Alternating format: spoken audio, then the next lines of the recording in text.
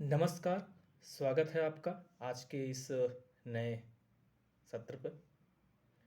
आज आपको आश्चर्य ज़रूर लग रहा होगा कि काफ़ी दिनों के बाद आपसे मुलाकात हुई और आश्चर्य होना भी स्वाभाविक सी बात है क्योंकि हम जब किसी व्यक्ति से एक लंबे समय के बाद मिलते हैं या बातचीत करते हैं तो थोड़ा-सा होना लाज़मी। आज हम कुछ चीज़ों को लेकर संवाद करेंगे और उसमें चीज़ें कुछ ख़ास विषय को लेकर नहीं हैं, एक सामान्य विषय है और वो सामान्य विषय कहीं न कहीं हमारे और आपके नज़दीकीपन से। अब आपको थोड़ा-सा आश्चर्य ज़रूर लग रहा होगा कि ऐसी कौन-सी विषय है जिसमें हमारे और आपके नज़दीकीपन है।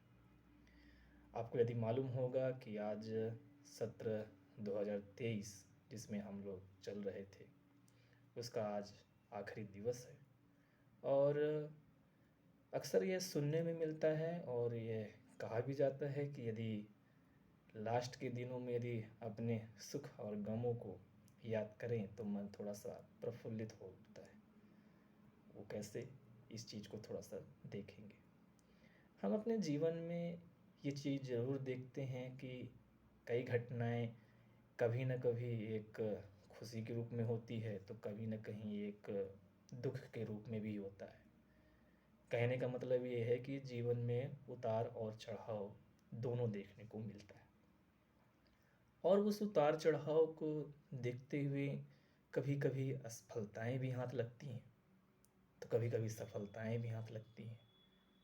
और असफलताएँ का दौर यदि लगातार बढ़ गया तो फिर उसका व्यक्ति के मन पे, व्यक्ति के दिमाग पे एक बुरा प्रभाव पड़ता है।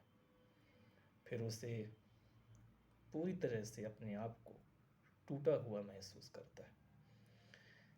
चीज़ें आज मैं आपके सामने क्या रखूँगा ये तो मुझे स्वयं नहीं मालूम, लेकिन मैं अपने कुछ अनुभवों के साथ या कुछ नए बिंदुओं के साथ रखेंगे। फिर उसमें मूल्यांकन आपका निजी होगा और उस मूल्यांकन में क्या प्लस पॉइंट है, क्या माइनस पॉइंट है, वो आपको अपने बुद्धिमत्ता का प्रयोग कर अपनाना है और उसे जीवन में आगे लेकर बढ़ना है। हमें ये चीज़ें एहसास कभी-कभी देर में होती है कि हमने क्या गलती की। कभी-कभी समय पे हो जाती है तो अच्छा रहता है। समय पे हो जाता है तो उसे हम बेहतर मानते हैं और यदि बहुत देर में होती है तो वो चीज़ें हमारे लिए काफ़ी नुकसानदायक होती हैं।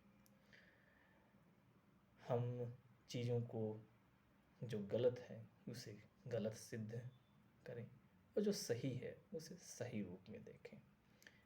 एक नव वर्ष में यदि हम प्रवेश कर रहे हैं तो हमारा मूल उद्देश्य क्या हो, ये हमें एक पूरी तरह से एक नई विचारधारा के आधार पे होना चाहिए। नई विचारधारा किस रूप में होगी, क्या होगी, कैसे होगी, वो आपको तय करना है। कोई तीसरा व्यक्ति यदि आपके बारे में तय कर रहा है तो वो सरासर अन्याय है और आपको बिल्कुल भी नहीं स्वीकार करना है। सुनने में बुरा लगता है, मन को थोड़ा ठेस पहुँचता है कि वो तो बुरा मान जाएगा, लेकिन ऐसा नहीं है। आप अपने विवेक का प्रयोग करें, अपने बुद्धिमत्ता का प्रयोग करें, अपने कौशल का प्रयोग करें, फिर निर्णय लें। कल परसों मैं एक डिबेट सुन रहा था तो उसमें काफ़ी देखा, उसमें आचार्य प्रशांत यदि आपको नाम ध्यान होगा, ये काफ़ी ज़्यादा फेमस एक वक्ता के रूप में है और नॉलेजेबल थोड़ा-सा पर्सन दिखते हैं।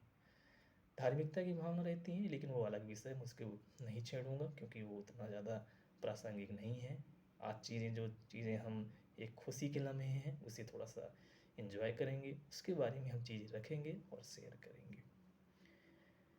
कहते हैं कि निर्णय हमारा खुद का होना चाहिए और वास्तव में ये सही बात भी है। यदि हम दूसरे की ओर मुँह देखेंगे, दूसरे से आशा लगा के रखेंगे तो वो अपने आधार पे बताने का प्रयास करेगा। आज हम 2023 में क्यों ना निर्णय लें कि हम जब नए सत्र में प्रवेश करेंगे तो एक बेहतर सोच के साथ आगे बढ़ेंगे और वो बेहतर सोच लोगों के द्वारा स्वीकृत नहीं होगी। हाँ, लोगों के परामर्श ज़रूर सही हैं, तो मैं उसे स्वीकार करूँगा। जहाँ पे मुझे लगेगा कि यहाँ पे प्लस पॉइंट है तो उसे मैं रखूँगा, और जो नेगेटिव पॉइंट है मैं उसको दूर करूँगा। अब इसमें यदि कोई व्यक्ति आपको बाध्य कर रहा है तो दरअसल यदि वो मूर्ख है, पूरी तरह से क्या कहना चाहिए, पागल कहना चाहिए, या फिर किसी प्रकार से वो नहीं है।